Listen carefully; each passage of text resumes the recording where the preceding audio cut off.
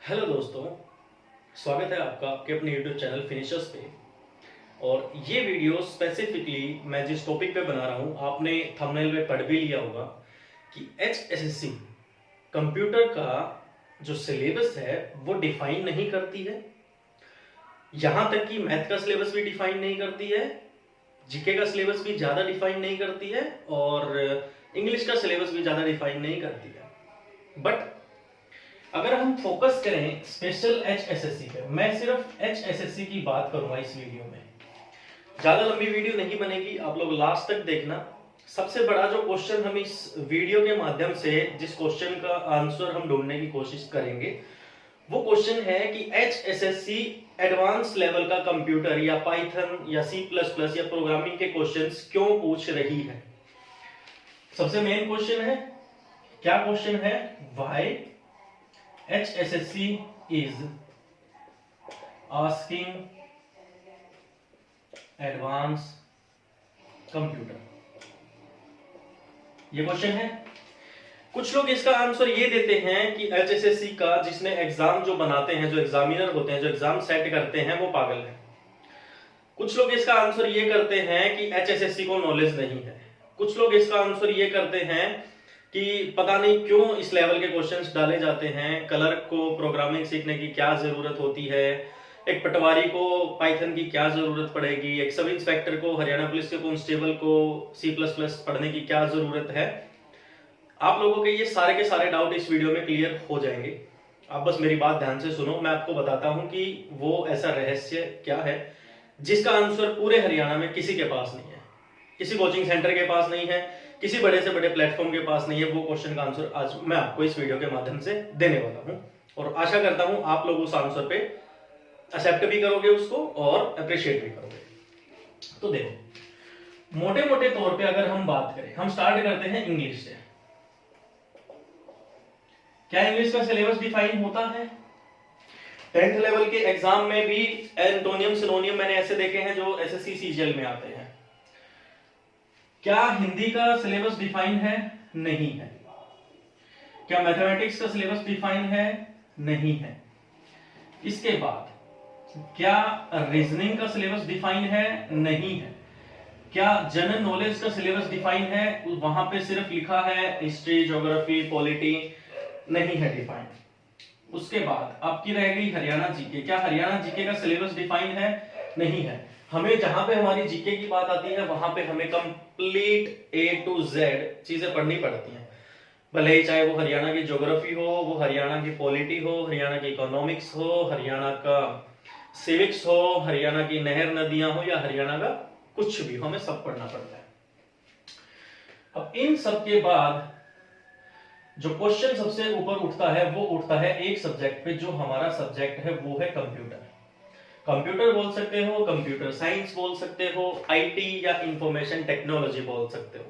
तो देखो, दो तरह का कंप्यूटर होता है, जैसे दो तरह का मैथमेटिक्स होता है, एक अरिथमेटिक मैथमेटिक्स होता है, एक एडवांस मैथमेटिक्स होता है। तो ये जो एडवांस मैथमेटिक्स होता है जिसमें ज्योमेट्री, अलजेब्रा, मेंसुरेशन, ट्रिग्नोमेट्री, ये सब चीजें जो आती हैं वो आपके एडवांस मैथमेटिक्स में आती हैं। अरिथमेटिक में आपका time and work, pipe and distance और ये सब वर्क एंड वेजेस चैप्टर्स वगैरह आते हैं, जिसमें ट्रेन के क्वेश्चंस भी आपके आते हैं। तो लेकिन मैथ के ऊपर कभी कोई उंगली नहीं उठाता कि मैथ के ऐसे क्वेश्चंस वहां पे क्यों पूछे जाते हैं जो हमें बीएससी या बीए लेवल पे या 12th लेवल पे हमें पढ़ने पड़ते हैं, भले ही चाहे वो हरियाणा डी ग्रुप की नौकरी क्यों ना हो। तो देखो, अब बात इतनी हो गई कि हमें इन सब के बारे में ही नहीं पता है, लेकिन फिर भी लड़ाई इस चीज की क्यों है, कंप्यूटर की ही लड़ाई क्यों है। हम इन सब के बारे में बात नहीं करेंगे। इन सब के बारे में बात करने के लिए आपके पास YouTube पे बहुत सारी वीडियोस हैं, लेकिन टाइम लगा तो मैं उसके बारे में भी आपको बताऊंगा।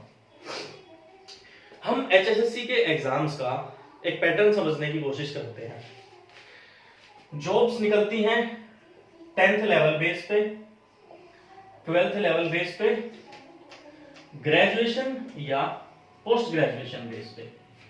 10th लेवल पे जब मैं बात करता हूं उसमें हरियाणा डी ग्रुप की पोस्ट आ गई, केनाल पटवारी की पोस्ट आ गई या और बहुत सारी पोस्ट होती हैं। 12th लेवल पे अगर हम बात करें तो HSSC कलर की पोस्ट आ गई बहुत सारी, और ग्रेजुएशन और पोस्ट ग्रेजुएशन पे अगर हम बात करें तो पोस्ट ग्रेजुएट टीचर्स की पोस्ट आ जाती हैं, लैंड पटवारी की पोस्ट आ जाती है, सब इंस्पेक्टर की पोस्ट आ जाती है हरियाणा पुलिस में। ये सारी वैकेंसीज ग्रेजुएशन बेस पे आती है।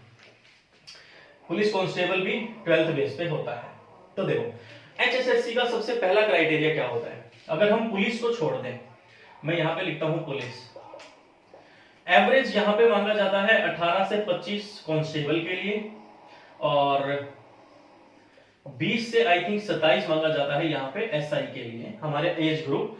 बाकी जहां भी मैंने देखा है वहां पे 18 से 40 तक मांगा जाता है। देखो ये सबसे बड़ा मेरे लिए भी कंफ्यूजन है कि 18 से 40, एक 18 साल का बच्चा जो माइंड में कैपेबिलिटी रखता है, क्या एक 40 साल का इंसान वो माइंड में कैपेबिलिटी रख पाता है? क्या एक 18 साल के लड़के ने, जिसने 2020 में +2 की है, और एक 38-39 साल के लड़के ने या इंसान ने इतने साल पहले 12th की होगी, क्या इन दोनों की मानसिक क्षमता सेम होगी? नहीं होगी। क्या इस लड़के की कैचिंग पावर या लड़की की कैचिंग पावर क्या इस इंसान की कैचिंग पावर के बराबर होगी? नहीं होगी। फिर भी एचएसएससी इस बात पे कभी ध्यान नहीं देता। वो मैक्सिमम वैकेंसीज 10 में से अगर 10 तरह की पोस्ट उसने निकाली है तो उसमें से 8 पोस्ट पे क्राइटेरिया सेम रहता है, 18 से 40। एक तो बात हो गई ये। अब बात करते हैं 12th की। देखो अगर आपने 2016 या 2015 से अगर 12th पास की है, तो अगर हम मान के चलते हैं 2015 से पहले हमने ग्रेजुएशन की, 12th की थी, तो अगर 2015 से अगर पहले 12th की थी तो या तो आपने 2010 में 12th की होगी या आपने 2011 में 12th की होगी। प्लस कर देते हैं 3 साल, तो 2014 में आपने ग्रेजुएशन कर ली होगी, अगर आपका ठीक ठाक मामला रहा होगा, कोई रीअपीयर नहीं आया होगा, और आ गया होगा तो भी आपकी मान लेते हैं 2015 में ग्रेजुएट हो गए होंगे, आज के हिसाब से मैं बात कर रहा हूं। फिर इसके बाद लगा लो आप 11 में 12th की होगी, 12 में 12th की होगी, और ऐसे चलते चलते 2020 आ गया। तो मोटे मोटे तौर पे हम मान लेते हैं, क्योंकि शिकायत किनको है? शिकायत है जिन्होंने 2015 से पहले 12th की थी, उन लोगों को शिकायत है कि एचएसएससी में एडवांस लेवल का कंप्यूटर क्यों पूछा जाता है। तो आप लोगों की नॉलेज के लिए, अगर आपको नहीं पता तो मैं आपको विद प्रूफ बता सकता हूं।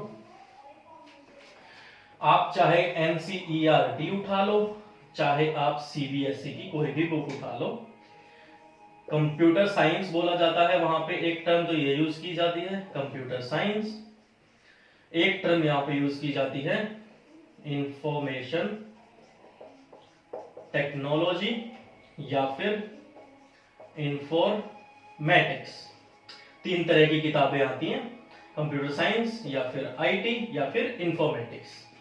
अगर मैं आप लोगों को कुछ ऐसा बताऊं जिससे आप लोग ये सोचोगे कि भाई ये क्या हो रहा है, ये हमारे साथ एक्चुअली में नाइंसाफी है। देखो क्या होता है, आप लोगों को भी पता है, मैक्सिमम 100 में से 90 बच्चे जो कंपटीशन टेस्ट की तैयारी करते हैं वो मिडिल फैमिली से आते हैं।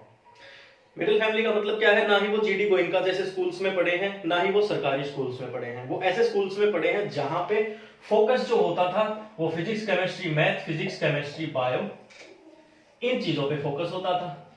और 10th तक हमारा जो फोकस होता था वो मैथमेटिक्स पे होता था, इंग्लिश पे होता था, साइंस पे होता था।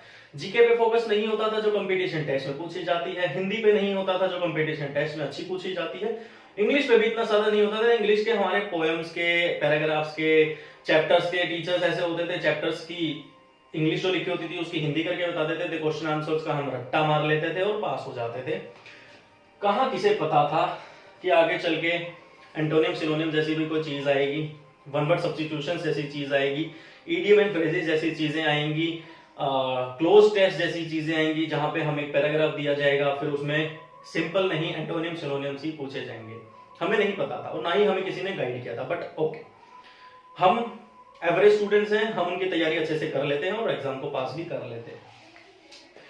तो ये बात हो गई। इसके बाद मैं आपको बताता हूं सीबीएसई या एनसीईआरटी की आप बुक उठाना 6th क्लास की। मैं बुक की बात कर रहा हूं, मैं कहीं किसी वीडियो की या इंटरनेट पे किसी आर्टिकल की बात नहीं कर रहा हूं, सुनी सुनाई कोई बात नहीं कर रहा हूं। मैं 6th क्लास की सीबीएसई की बुक की बात कर रहा हूं, कंप्यूटर साइंस की, जिसमें बेसिक पाइथन दिया हुआ है। मैं बात कर रहा हूं 7th क्लास की, जहां पे MS ऑफिस, जिसमें आपका एक्सेल, एक्सेस और वर्ड इतना नहीं दिया हुआ, एक्सेल एडवांस लेवल का एक्सेल दिया हुआ है और एडवांस लेवल का एक्सेस दिया हुआ है, जहां से पेपर में क्वेश्चन पूछे जाते हैं। MS वर्ड से पेपर में क्वेश्चन नहीं पूछे जाते इतने ज्यादा, क्योंकि वहां पे MS वर्ड का इतना जिक्र हुआ नहीं है बुक में। 7th की बात हो गई। 8th क्लास की बात करता हूं मैं। 8th क्लास की बुक देखना, आप नेट पे पढ़ी है ये बुक, आप इंटरनेट पे लिखना 7th class CBSE computer science book, आप उठाना, उसमें देखना पाइथन है या नहीं है। 7th क्लास की बुक उठाना, MS ऑफिस अच्छा है या नहीं है। MS ऑफिस के बाद 7th में HTML, hyper text markup language, जिस लैंग्वेज की हेल्प से हम वेबसाइट्स का डिजाइन करते हैं, वेबसाइट्स को बनाते हैं, उसकी इंफॉर्मेशन, उसकी नॉलेज बच्चों को 7th क्लास में मिलने लग गई है। अब इस बेसिक पाइथन का थोड़ा सा एडवांस लेवल आ जाता है 8th में, इस HTML का थोड़ा सा एडवांस लेवल आ जाता है 8th में, ठीक है। फिर आता है हमारा 9th क्लास। 9th क्लास की बुक में इस बेसिक पाइथन के एडवांस लेवल का पाइथन आ जाती है, थोड़ा सा और ज्यादा बताते हैं। इस HTML के बारे में थोड़ा सा और ज्यादा बताते हैं, थोड़ा सा ज्यादा मिलता जुलता है, रिवीजन होता है बेसिकली। 8th के HTML की 9th में रिवीजन कराई जाती है बेसिकली, ठीक है जी। फिर मैं बात करूं अगर 10th क्लास की, पाइथन भी सीखो, वो भी स्क्रैच के साथ। स्क्रैच क्या होता है हम आगे वीडियोस में देखेंगे। पाइथन सीखो स्क्रैच के साथ, HTML एडवांस लेवल का, plus CSS, cascading style sheets होती हैं। HTML से जब हम वेब पेजेस को बनाते हैं तो वेब पेजेस बन गया, उसके बाद वेब पेजेस की डिजाइनिंग करने के लिए हम CSS में कोडिंग करते हैं। अब ये सारी चीजें आपको 2015 के बाद, 2015 या 16 के बाद 6th क्लास से स्टार्ट हो जाती है भैया। 11th 12th की मैं बात ही नहीं कर रहा, जहां पे C++ प्रोग्रामिंग, नेटवर्किंग बहुत ही अच्छे लेवल का दिया हुआ है। NCERT की बुक्स में आप लोगों को अच्छे से पता है। हम जो अभी हमारे चैनल पे पाइथन की प्लेलिस्ट पढ़ रहे हैं, ग्राम सचिव के लिए और C++ पढ़ रहे हैं, वो बेसिकली 11th 12th का है। ग्रेजुएशन लेवल पे तो मैं गया ही नहीं हूँ। रियल टाइम वर्ल्ड नॉलेज जो पाइथन या C++ की जो MNCs में काम होते हैं, वहां पे तो मैं गया भी नहीं हूँ। मैं सिर्फ आपको 11th 12th की पाइथन पढ़ा रहा हूँ, जहां पे हमारा 6, 7, 8, 9, 10 सारी क्लासेस का उसमें कवर हो रहा है, उस लेवल का मैं पढ़ा रहा हूं आपको। तो अगर आपको, आप कोई नए स्टूडेंट हो जो वीडियो देख रहे हो, तो आप प्लेलिस्ट में जाकर चेक भी कर सकते हो, पढ़ सकते हो। तो अब आप मुझे बताओ, क्या आपको पहले ये पता था कि 2015-16 के बाद CBSE और NCERT में ये सारी चीजें पढ़ाने लग गए बच्चों को? और HSSC के एग्जाम कब से स्टार्ट हुए हैं? 2015 से स्टार्ट हुए हैं। तो 2015 से जब हरियाणा में एग्जाम्स लेना स्टार्ट किया गया, उससे पहले एग्जाम्स तो होते नहीं थे, तभी ये चीजें इंट्रोड्यूस हुई थी बुक्स में। लेकिन हमने कभी ध्यान नहीं दिया इन चीजों पे, क्योंकि हम तो 2015 के पहले के +2 पास है ना, ग्रेजुएट 2015 से पहले के हैं। हमारे लिए कंपटीशन टेस्ट का मतलब होता है जीके, मैथ्स, रीजनिंग और इंग्लिश, ये 4 सब्जेक्ट्स होते थे। क्योंकि हरियाणा में तो पहले एग्जाम होते नहीं थे, हम तो सिर्फ SSC की तैयारी करते थे, बैंकिंग की तैयारी करते थे, जहां पे ये सारी चीजें आती थी। हमारे साथ मुश्किल हो गई इस वजह से, क्योंकि किसी ने बताया नहीं सरकार में, और हमें तो पढ़ना ही नहीं था, स्कूल में तो पढ़े ही नहीं थे हम ये चीजें, ना हमें किसी ने नॉलेज दी थी। तो रीजन ये है दोस्तों, जब से हरियाणा में एग्जाम स्टार्ट हुए हैं, तभी से CBSE NCERT की बुक्स में 6 से लेकर 12 तक की बुक्स में कंप्यूटर साइंस का ये सारा सिलेबस बच्चों को सिखाने के लिए जोड़ा गया है।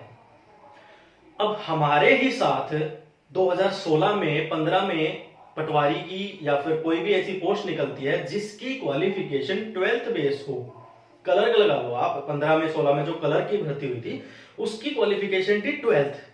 तो ऐसे बच्चे जो 2016 में पास आउट हुए थे और ऐसे बच्चे जो 2011 में पास आउट हुए थे, क्योंकि एज लिमिट क्या थी? 18 से 40।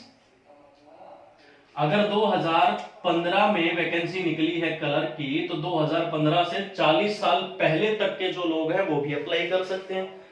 90 में जन्म हुआ था वो भी अप्लाई कर रहा है, जिसका 1995-96 में जन्म हुआ था वो भी अप्लाई कर रहा है।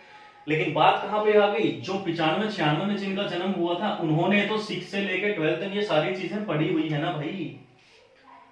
15 में मैंने +2 करी है, 16 में मैं कलर के एग्जाम में बैठ रहा हूं, तो मैं 6 क्लास से 12th क्लास तक तो ये सारी चीजें पढ़ता है। सॉरी, 15 से पहले वालों ने तो नहीं पढ़ी है, लेकिन 15 में जो पास आउट हुआ है, 12th जिसने 15 में की है उसको तो सारी चीजें आती है ना। हमारे टाइम पे तो नहीं थी, जब 2010 या 2011 में जिन्होंने 12th पास आउट की थी, हमारे टाइम पे तो नहीं थी।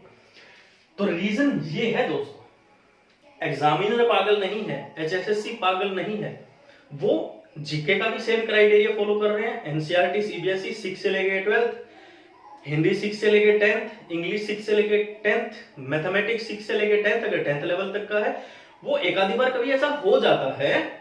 बाकी मैंने देखा है कि 10th क्लास में भी ये चीजें स्टार्ट हो जाती हैं, ट्रिग्नोमेट्री वगैरह ये स्टार्ट हो जाती है। मेरा मैथ इतना अच्छा नहीं है, बट मुझे नॉलेज इतनी है कि 10th क्लास तक इन चीजों की नॉलेज बच्चों को हो जाती है। और HSSC के एग्जाम्स में ऐसा कोई मैथ नहीं पूछा जाता जो आता ही ना हो।